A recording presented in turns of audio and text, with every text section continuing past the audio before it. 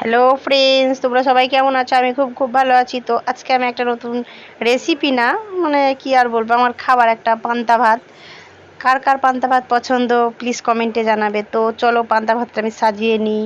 এটা আমার একা পান্তা, আর কেউ নেই বাড়িতে। তো পান্তা প্রথমে আমি আগের দিন রাত্রের ভাতে জল দিয়ে রেখে দিয়েছিলাম।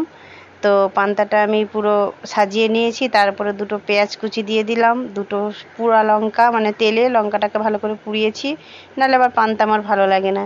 তো এখানে আমার সব থেকে ফেভারিট পান্তার মধ্যে হলো এই যে চানাচুর, তার মধ্যে পেঁয়াজ লঙ্কা কুচানো। তো আর একটা ডিম সেদ্ধ দিয়ে দিলাম।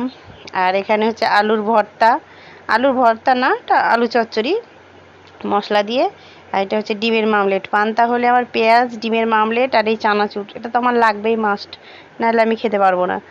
তো এই হলো আমার পান্তা সাজানো বন্ধুরা। তোমাদের কেমন লাগলো ভিডিওটি অবশ্যই জানাবে।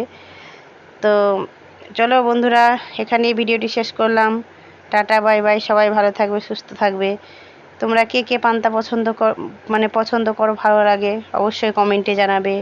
তো বন্ধুরা, পান্তাতে যে জিনিসটা ছাড়া আমার একেবারেই চলবে না কারোরই না, সেটা হলো লবণ, বলতে ভুলে গেছি।